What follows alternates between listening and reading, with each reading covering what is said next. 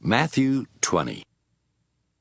As Jesus was telling what the kingdom of heaven would be like, he said, Early one morning, a man went out to hire some workers for his vineyard.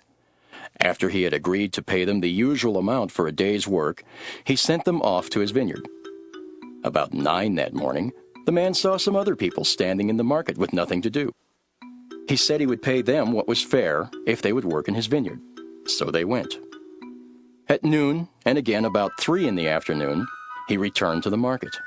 And each time he made the same agreement with others who were loafing around with nothing to do.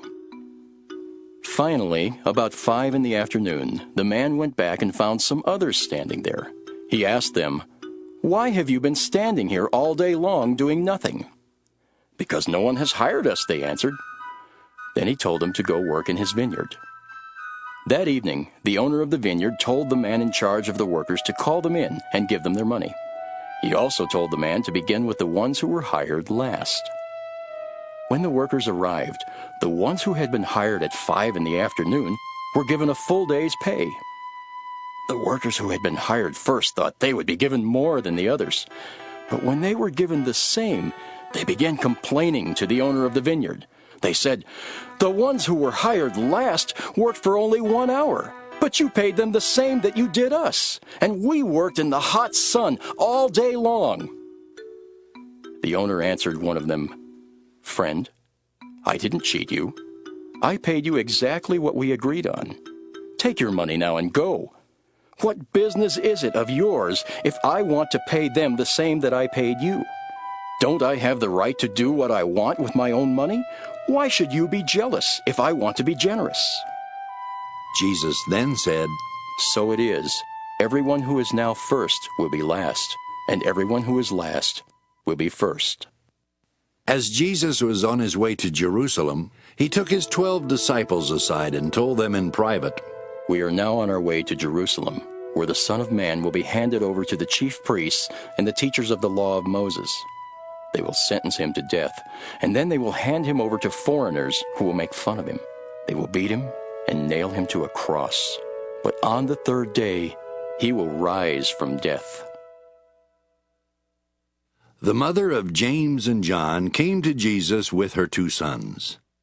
She kneeled down and started begging him to do something for her. Jesus asked her what she wanted, and she said, "When you come into your kingdom, please let one of my sons sit at your right side, and the other at your left." Jesus answered, Not one of you knows what you are asking.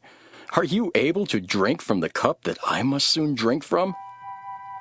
James and John said, "Yes, we are." Jesus replied, You certainly will drink from my cup. But it is not for me to say who will sit at my right side and at my left. That is for my Father to say.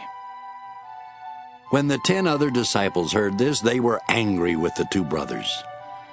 But Jesus called the disciples together and said, You know that foreign rulers like to order their people around, and their great leaders have full power over everyone they rule.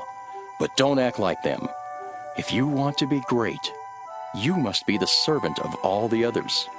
And if you want to be first, you must be the slave of the rest.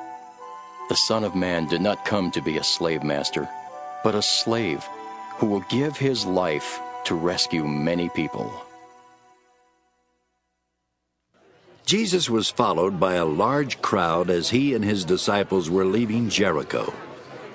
2 blind men were sitting beside the road. When they heard that Jesus was coming their way, they shouted, Lord, and Son of David, have pity on us! The crowd told them to be quiet, but they shouted even louder, Lord, Son of David, have pity on us! When Jesus heard them, he stopped and asked, What do you want me to do for you? They answered, Lord, we want to see. Jesus felt sorry for them and touched their eyes. Right away they could see, and they became his followers.